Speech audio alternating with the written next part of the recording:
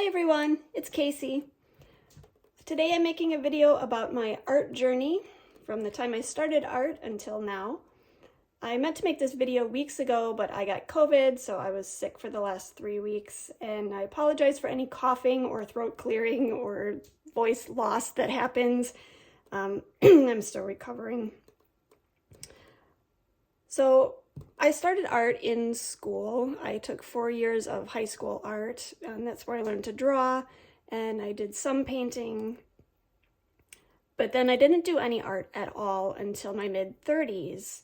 My youngest child had turned 1, and I just kept feeling this strange pull to paint. And I had no art supplies. I hadn't had art supplies for years and years. So I went out and bought some really cheap canvas and paints and stuff at Walmart and started painting. And this was the first painting that I did. I'm not sure where this idea came from. It was just something I really wanted to play around with and experiment with, and I liked some of the colors in there, and it's a very simple painting. It's certainly not going to hang in any museums, but it was my own creation, and I was really proud of it. When I started painting, I did very simple things. I used the paint straight out of the tube. I didn't do any kind of color mixing or layering or underpaintings or anything like that. I just put paint on the canvas. As you can see, it's very simple stuff. But it's fun. Painting is fun. It's kind of a meditative process. It just feels really good to create something. And a lot of people think that artists are born with talent. You're either born an artist or you're not, and that's absolutely not true. As you can see, I made this when I was like 35 years old, and it looks like something a child would make. But that's okay. It's the process of making it that's important more than the end result. And when you start out with anything, you kind of suck at it, but then you learn and you get better and you get better. And that's really kind of the purpose of showing you this video, is because I really want to inspire people to start their own art practice and not get discouraged with it if it doesn't look amazing when you first start out. And sometimes, you go years and years and it still doesn't look amazing, but that's okay. It's not the end result that matters in making art, it's the process, because you're taking something of yourself and you're bringing it out into the physical world. And it's a reflection of who you are on the inside. And that's a really special thing. So here I started making some landscapes. Very simple, is mostly just color in the background and then, excuse me, black shapes over the top. It's nothing real difficult, but it's kind of serene. And here I'm getting a little bit more complicated, putting some light reflections onto the tree. The clouds are getting a little better. This was kind of an abstract iris painting I did. Art is like anything. You suck at it, and then you get better, and you get better, and you get better, and you develop these skills. Here I was getting purposely into kind of an abstract style. I wanted something that was really flat and not, into realism. See, this is not really realism, but I was trying for some realism, and here I was purposely not trying for realism. And it was, it was interesting. It was an experiment. That's really all art is. It's an experiment, and that's honestly what life is. It's a big experiment. This one I really liked. I kind of think maybe I'll go back to some of this. I like the outline, and I had joined an art club where they do competitions and shows and try to be, professional in their art. And I had always heard, don't outline anything. That's really unprofessional. But you know what? I like it. I really like it. I think it makes things very dynamic. And, there really aren't any rules in art. That's why it's art.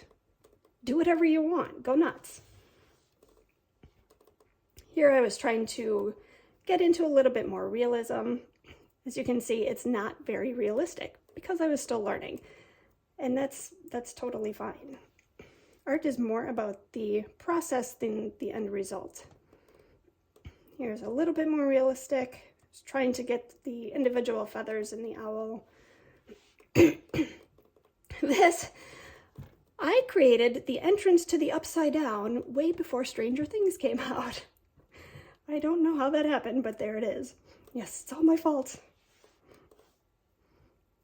This was from something, I went on a trip out west to Yellowstone, and that inspired this. The color, I really like the colors. They very much pop. Some people are really into subtleties and, you know, more realism, but I really like dynamic, bright colors. This is kind of a Bob Ross type of deal. My father-in-law wanted a painting of a cabin in the mountains, so this was my attempt at it. So, not spectacular, but not bad either. More landscapes. I'm trying to get more and more realistic as I go. This is Yellowstone.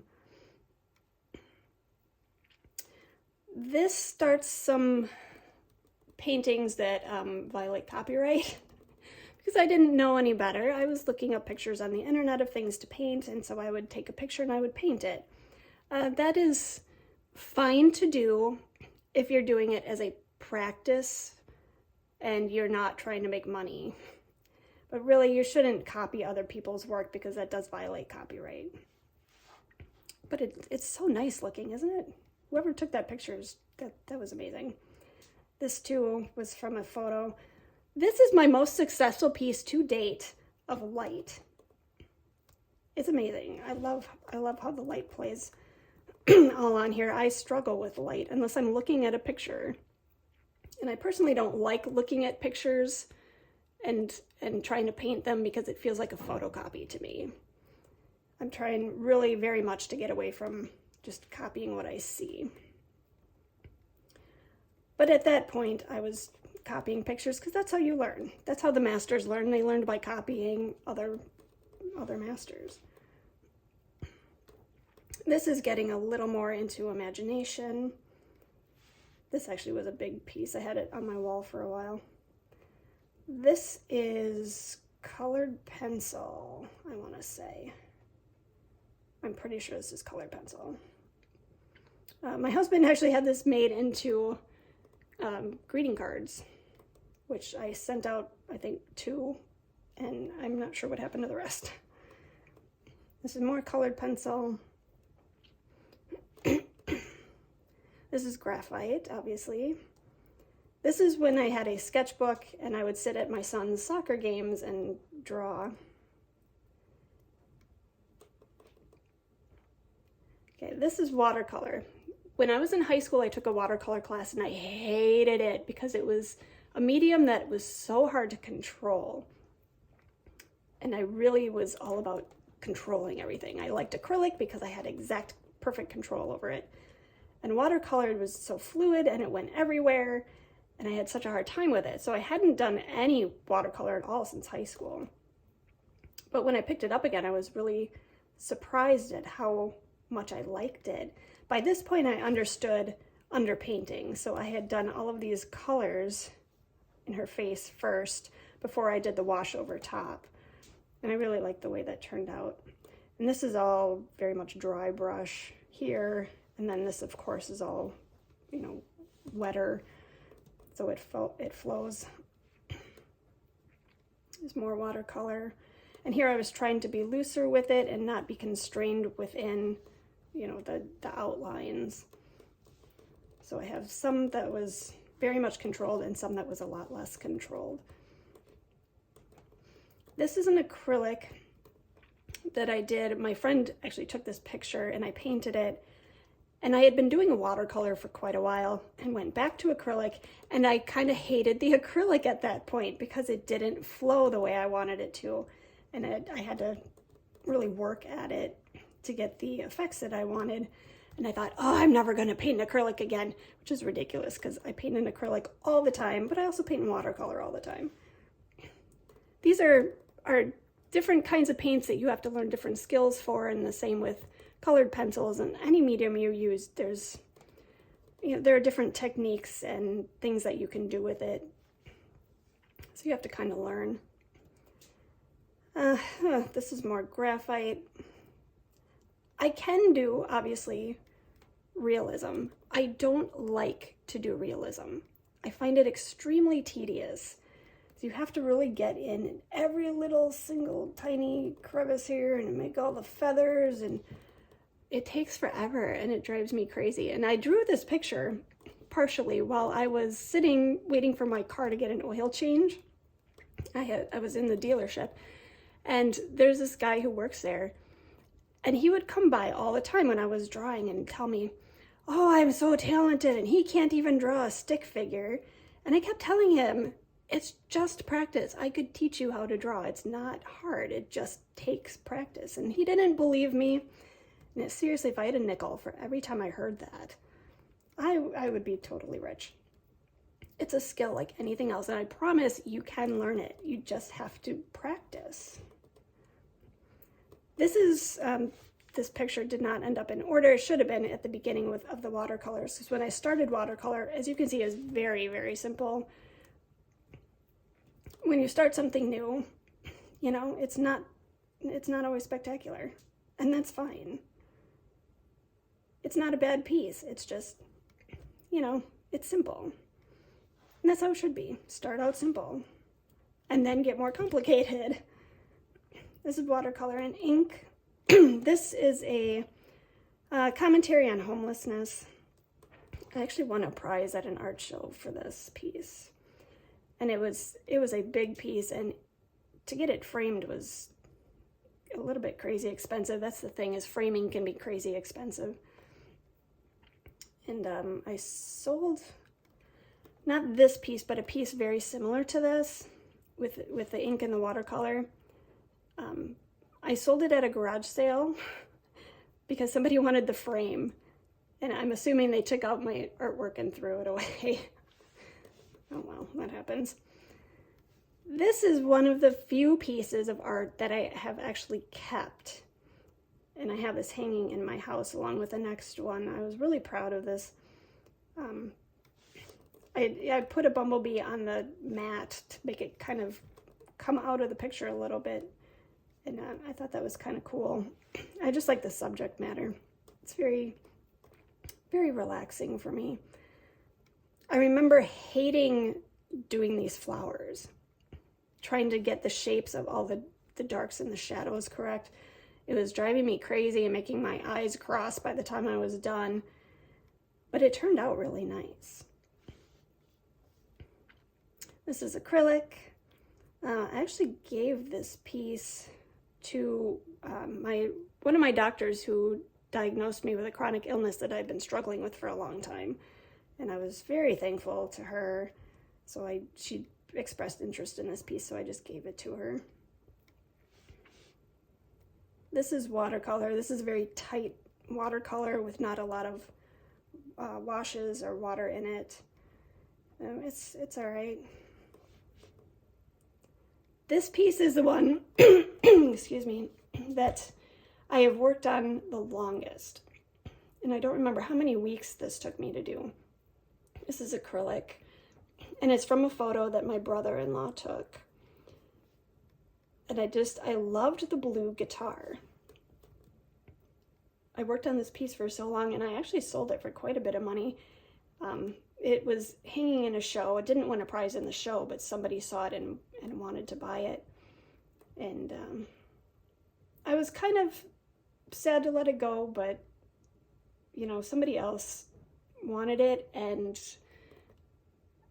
I like my pieces going to people who are going to appreciate them. I would rather give away a piece to somebody who really likes it than have somebody spend a lot of money on it and then, give it away later. This piece, similar to this one, took a long time. It was very tedious. the end result is great, but I find it so tedious. And if I don't enjoy the process, I don't enjoy doing art. I get too caught up in what it's going to be at the end and whether people are going to like it and if I can sell it or if I can, win a prize and our judge is going to like it. I really don't like getting caught up in that. That's not why I like doing art. I can't tell you how many times I have said to myself, why do I think I can do art? I'm terrible at this. I hate doing it. I'm not going to do art anymore. And it's because I am too focused on the end result. And I'm too focused on what other people will think about it. This piece I really like, and I had it in a show, and I got second place, and first place was a painting of a rooster, and there wasn't a background or anything. It was just a rooster, and it was fine, but it didn't seem like a complete piece to me like this one. And I thought, this is ridiculous. Why am I doing art for other people? And honestly, I did not know this when I started doing art competitions, but judges don't necessarily base their decisions on specific criteria. I have literally had a judge say that she chose this piece because it had a dog in it and she likes dogs. And I think my jaw dropped to the floor. And I thought, that's why you chose the piece. Not because it's a good piece, because it's, skillfully done, or because of some sort of criteria with composition and shadow and color. No, because she likes dogs.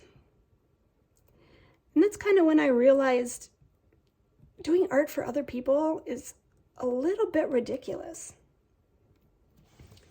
So then I started trying to do art for myself. This was when I first started watching YouTube videos about collage and some art journaling kind of things. So I did this on a piece of canvas, and I really like how it turned out. And actually, I put this one in an art show. It didn't win anything, but I sold it. Unfortunately, I didn't do a whole lot more of this style for quite a while. This is similar, and I really like how this turned out, but I didn't do more of this because I didn't think it was professional enough for art shows and, for sailing, for, what do I want to say? For getting people interested in buying it. There we go. To put it up for sale. That's where sailing is coming from. Oh, I tell you, COVID brain. Who am I kidding? This is my normal brain. This I got into fabric. Excuse me. This is fabric glued onto a canvas. And then I did some of the details with Inktense, which is kind of a water-soluble ink block. And then it's permanent. I don't remember if you have to heat set it or not for it to be permanent. But I got into some really interesting things with fabrics. This looks so much better in the photograph than it did in real life. I don't think anybody actually saw it in real life. So this is more fabric stuff. This was acrylic pouring. I had watched some videos on that and decided to try it. And it was kind of neat. It has some neat effects. Painting honestly over the top of the acrylic pour was a lot more difficult than I expected it to be, just because of how glossy the pouring medium is. This is fabric again. This I started in late 2019, early 2020. I liked acrylic pouring, but like I said, it was hard to paint over the top, and it was really a giant mess, and it took so much paint and so much pouring medium, and I felt like I was wasting a lot of it. So I came up with kind of a different technique to get the same sort of background. I took fluid acrylics like these, and I would drip it onto the canvas, and then I'd spray it with water and kind of move it around. And then I would paint over the top, kind of you know, whatever came to me in the shapes. And this was inspired by a video I saw, and I cannot remember for the life of me who on earth it was, but she took acrylic pours and then did these kind of surreal landscapes out of them, which I thought was very cool. But I really like this piece a lot. I actually sold this one. And this is the same kind of thing. I'm really getting more into surrealism, trying to paint out of my imagination instead of painting from pictures. I came up with some really interesting things. Judges, by the way, did not like these very well, but I thought they were great. And here I'm getting more into abstracts and less into surrealism. These were all experiments. This was neat. I did a lot of palette knife painting and then did some of these shapes in here. This is all from tape and just like stencils.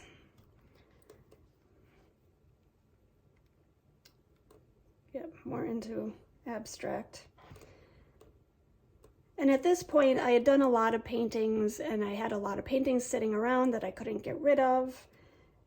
And I thought, what am I doing with this? And I'm having no new ideas. And I got tired of painting, and I wanted to stop painting. So I got into fabrics. I started doing some sculptures. This little guy was needle felted. I learned how to needle felt. But everything else is out of fabric. This has beads in it.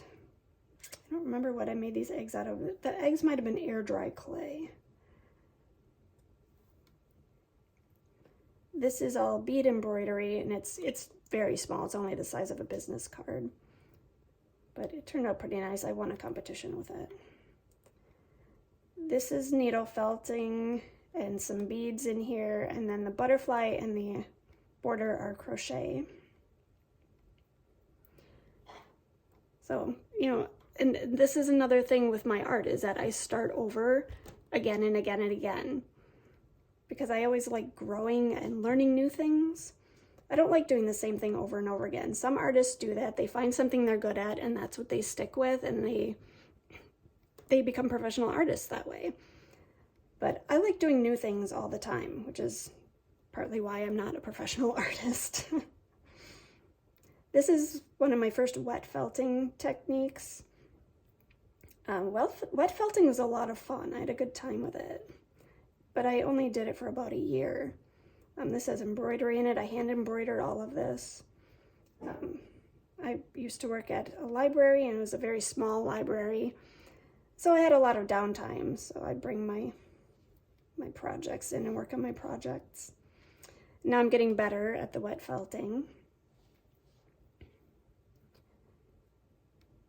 So wet felting was fun, but it was really hard on my body. My body is not in great shape to begin with, and it was kind of destroying my hands and my shoulders to do wet felting. So unfortunately, I didn't get to do it for more than a year. This is a vessel. This was a lot of effort, and I think it took me 6 hours to do this one. It was a lot of effort, and boy, did I pay for it afterwards, but it turned out so good, and I won a lot of prizes with this one. I still have it. So once I had to give up wet felting, that's when I kind of got into art journaling. I wanted to get away from the competitive stuff and really for sure make art for myself. I was still kind of in the mode where I was trying to get things to sell, and I was trying to please judges while still trying to be myself, and it really wasn't working. So I decided to art journal, and I didn't intend for anyone to see what I was doing. I really wanted the freedom of making art specifically for me, so I could figure out what I wanted to do, what my style was. I thought I would figure out what my style was. I don't think I'm ever going to.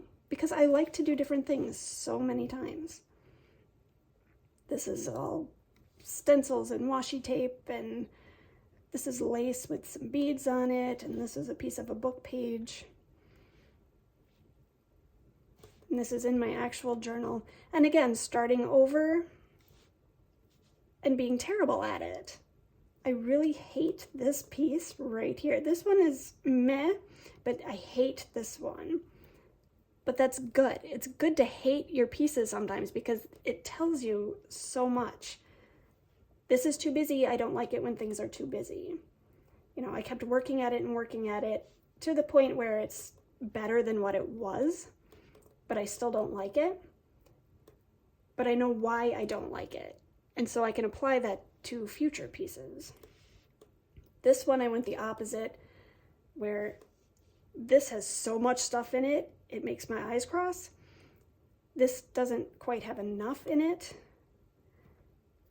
but it is restful, so it goes with the theme. And here I'm getting a little better. I'm understanding more about the colors and what I want to do with the page.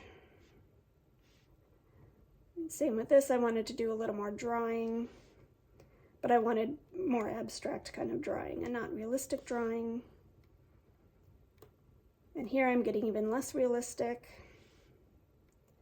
which you could, I suppose, say I'm kind of going backwards into more amateur styles, but it's loosening me up and freeing me up so that I can have a more imaginative piece, and then I can add in more realistic elements later once I don't feel obligated to do realism. This is collage in here, and this is neurographic drawing, which was a brand new thing for me, and I kind of like it. This I put buildings in. I almost never paint buildings, but I really liked how these turned out. They're very simple, but they're dynamic. This is working with jelly plate papers.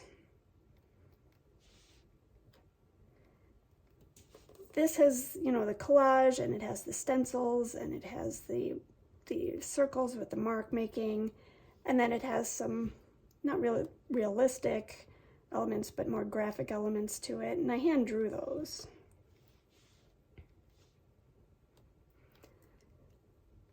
This is when I started doing patterns, and I really like making the patterns. It's a very meditative process to draw the same pattern over and over again. And this was just making marks and seeing where they took me. I'm really getting more into intuitive drawing than planned drawing. And I really have to say that I like it. I like it a lot. It's nice not to have the pressure of having to have a finished product in mind and just being able to do whatever I feel like doing. Especially free of judgments. You know, I'm not worried about what anybody else is going to think. I'm just creating and seeing what I like and what happens. And it's very simple. I mean, it's very simple patterns. You know, I went from realism and tediousness to enjoying the process because I don't have to judge it. Enjoying the process is really what art is all about.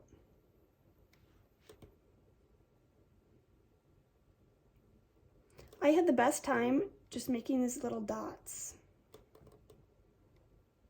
It's the process that's important. The end result will come.